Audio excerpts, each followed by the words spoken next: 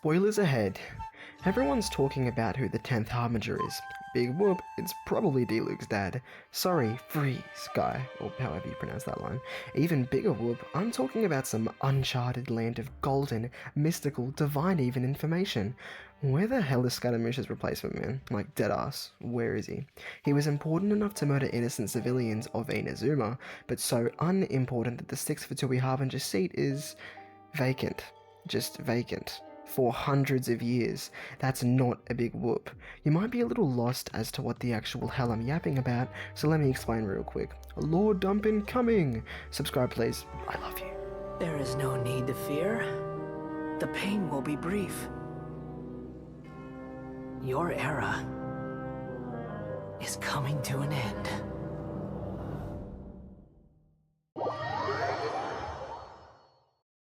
This is all like background filler, so if you don't need an explanation, hit that video bar at the bottom, then awkwardly slide it to the right till you get to the next section. Anyway, it was the year 2020, 26th of November, or something. A little happy midget named Scaramush ended our previously dark and gloomy lives, but Scaramush, he was actually a whiny midget. Suddenly, everything was dark and gloomy once again. His whiny midgetness earned him a title befitting of a 6-foot person, in fact, the 6th of the 11 Fatui Harbingers.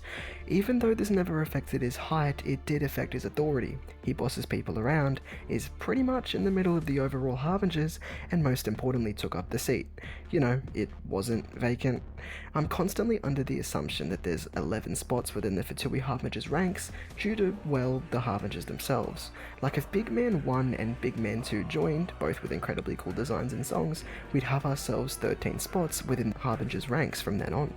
It could be pretty easy too, as somebody as small as Zhao made it in. Not Scaramush, but Big P Puccinella. MIDI trolls are taller than this nerd. I see a big problem with this, but it's kinda hard to explain until I tell you about the crazy things the whiny midget did. It will make you go big whoop. This awesome event that occurred on the 7th of December 2022. Yeah, 2 years. Where the hell did all the time go? Well, this midget is a puppet created by the oh-so-mighty god of electricity, or Electro. Sorry, avid Genshin players, I don't rap with elements. Scaramush is fatherless, which explains a significant portion of his behaviour, though to be fair he doesn't watch nor has ever watched the Dream SMP. Don't end up like Bulbasaur. He's also motherless, as this aforementioned god left the group chat. So what does any smart little baby do? Something not so smart, unsurprisingly, because there are no such thing as smart babies. He became the father and brought the milk, much like how men should carry the boats. He became the god of arcane wisdom and even stole the Electro Archon's little chess piece. Suddenly, everything went down and Scaramush wanted to delete himself before he hit his gym phase. Now, I can talk about the 7th of December, and trust me, all this info is relevant to the main video. Cool origin story, huh? Better than like most fictional villains, to be honest. What an evil little guy. Teyvat is built on Irminsul. It's like one of those little sucky fish that, well, suck stuff. It sucks all the information up, even the sucky info, as well as using that information and basically depicting what is part of the world and what is not. The Traveller, he's not part of this world because he's not part of the Sucky Fish tree. On Nagabahut Day, the Grand Sages of Sumeru submit a new load of information into Irminsul. The important part is Irminsul is in Sumeru, and all the cool midget becoming the father stuff took place in Sumeru as well. The Dendro Archon lets him into Irminsul, and he literally deletes himself. I'm not even lying. This dude is a puppet, remember? He's lived in the world for 500 years, and has had a bunch of importance despite how fatherless he really is. To be fair, he literally deleted himself to revert these crappy influences he had on the world around him. But, big whoop, it didn't work. Cliffhanger, well, not really a cliffhanger, but anyway. Irminsul has this weird habit of replacing everything that's deleted, you know, so it doesn't need to actually put effort into changing the events of the world by much. It's good since Irminsul is big, so naturally it probably sits down all day playing video games. A result of this rule is, like I said, his self-deletion didn't really do much. He remains a useless midget, even in death. Heads up, he's one of my 2 favourite characters. Everything I'm saying is a joke if you couldn't tell already. So it begs a question that I've been kinda trying to hint at, but you might have never gotten the memo. Regardless, I'll paint the big picture for you now, my little viewer friend. If Scaramush is big, important, and so whiny everybody across Teyvat can hear his attitude, then naturally someone equally as epic and important would have taken his place, right? Well, kinda. The replacement is the son of an anonymous bladesmith in Inazuma. Kinda disappointing, I know. He also gets killed off by the Kamisato and Kaidehara clans. Kaidehara? Kaidehara? Kazuha? Kazu? So, like, well, it's a bit weird. I mean, there's a lot of loose ends within this story. Scaramouche himself had a significant impact as the sixth of the Fatui Harbingers, so if the son of a smith was killed around 100 years ago, who the hell did the midget's errands? Scaramouche has done some big boy things, even for the man himself, Piero.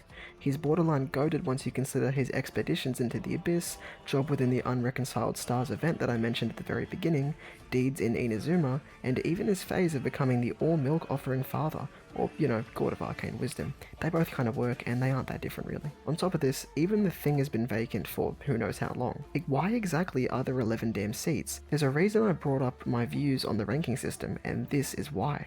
It's speculated, and honestly kinda confirmed by Signora's death, that the Harbinger placements are fixed with the exceptions of Arlecchino 7 years ago. But there is no mention of a 6th Harbinger anywhere within the new timeline post-deletion, nor was there much time between the founding of the organization and Scaramouche administering into the ranks. This is why you don't delete your cool little people. If it was literally anybody else with a few exceptions, it'd be easier to handle, but this little woodstack is an important player within the story of Genshin Impact. Anyway, I want to go into more detail about the missing 6th Fatui Harbinger spot now. Been yapping too much. Sorry guys.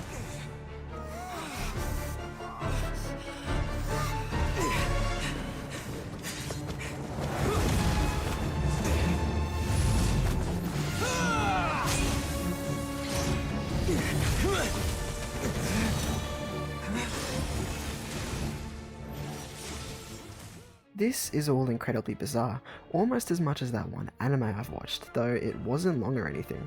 I remember literally being midway through the inversion of Genesis Quest, seeing Bro delete himself and come back as a blueberry, only to tilt my head like 36 degrees and feel utterly bamboozled. I imagined how it would feel to play through the Archon quests now, and after hearing about the Smith's son, I was just puzzled. Not like I wasn't already though. A bunch of major events would have just never happened after all. Like, okay, I can believe things like somebody manufacturing delusions is believable for another Harbinger to do, or the whole star thingy, but who's Dottore gonna treat like a starved guinea pig? Who's gonna visit the Abyss countless times, or become motherless due to the Electro Archon's sheer irresponsibility? Nobody, that's who. It's impossible unless we get informed on who the replacement is. I feel angered realizing they didn't even consider these things, man. The Shoku no Kami machine having nobody inside, which really proves my point of absence. With all of this hard information to cope with, there's only one option. Ignoring the facts because I'm cool like that, let's say there is a 6th Harbinger. Who is it? Or if not that, who did the thing Scaramouche was meant to do? How did the Electro-Gnosis wind up in Sumeru? Did Childe still visit Inazuma? Who was La Signora's partner in Inazuma? Well, this is gonna get messy, real quick as well, like quicker than 6 consecutive cryo slimes popping up out of thin air, and definitely quicker than my pressing of the exit button each and every time I lose a 50-50. Let's get into it. There's a bunch of what ifs I'd like to discuss, considering the inversion of Genesis Quest was pretty much just a what if becoming a reality. Also, an interesting little idea. If the Traveler remembers the old timeline, does that mean he's unable to remember the new one? It seems like it. What if some vital information pops up later on in the story that only the other characters would know instead of himself? Just some food for thought. My brain is craving McDonald's right now. So, as anybody with the recommended amount of context for any Genshin video beyond how to build Amber would know, Yae Miko traded the Electro-Gnosis with Scaramouche in order to secure the Traveler's freedom in the original timeline. If he doesn't exist and Signora dies, was there another Harbinger involved within the new Inazuma arc? If so, who was it? We see his memories with Signora play out with no questions asked later on in the inversion of Genesis Quest, so she must have been by herself. However, like I said, we see his memories with Signora play out with no questions asked later on in the inversion of Genesis Quest, so she must have been by herself. However, like I said, something must have been at play here to allow for the Gnosis to get from Inazuma to Sumeru, and most likely still allow for Signora's funeral to occur. Time to cook up a totally unexpected theory for a video like this. In A Winter Night's Lazo, Capitano asked Dottore a question completely out of the blue, unrelated to the clear funeral going on. What is this question? It's about Scaramouche, and unsurprisingly the little chess piece that happens to be as purple as... I don't actually know. I'll think of something later. My main point is, why is Dottore the one being asked? You could be boring and assume it's because he didn't have any dialogue yet, but that conclusion is just that. Boring. Do you want to be boring? I sure don't. Scaramouche doesn't either, maybe. Hence the purple in his chest piece. See, I did it. My personal conclusion as to why Dottore was being questioned by who was most likely the first of the Fatui Harbingers is pretty straightforward. I think he's directly involved with the Inazuma questline. There's been plenty of mysterious Harbinger involvement with existing events that were only discovered later, such as remnants of the old Knaves, translation of Knave being a big fat liar, influence being played with during that very same arc. My main point is, we've seen Mr. Tall Doctor betray Mr. Short Scaramouche through disguises before, when he was a Fontainian engineer that set a big betrayal off in his life. What if he was disguised as Signora? This is one of the only ways that could explain how the Electro-Gnosis winded up in Dottore's hands without any involvement from or existence with the midget. Weird theory, but it was brought up in a playthrough of Wanderer's Quest that I was watching with cereal in hand and my other on the keyboard. It was yesterday, when I got distracted researching for the script, my friends. In that comment, it was a joke with the only evidence being Dottore's ability, but considering both this and the Winter Nights Lazo trailer, it makes a bit more sense. We know Dottore still used his Fontainian engineer disguise even in the new timeline, but why did he do it if Scaramouche wasn't there? That's also an interesting mystery, but the only possible things I could think of is either a preparation for the Inazuma arc, or a trial of his disguise technology.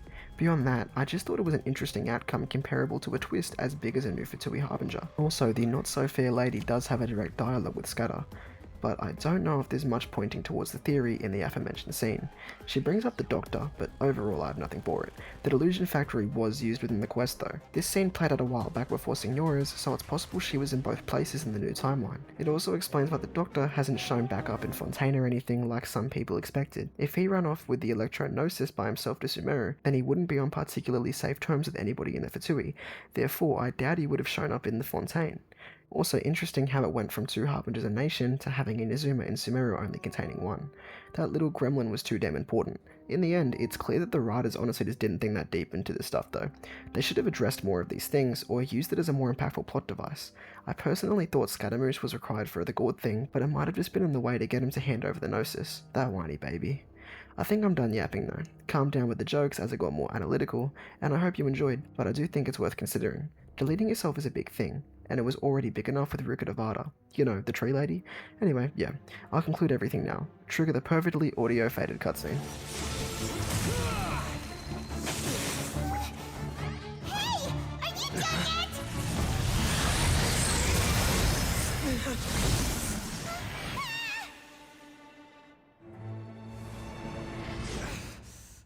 I experimented with a very different scripting style for this video, and I'll be experimenting with a very different recording style too. I hope you've all enjoyed it, and I love you all. Don't tell anybody. Very deep confession. Like, subscribe, join the membership, and I'll see you all next time. Bye!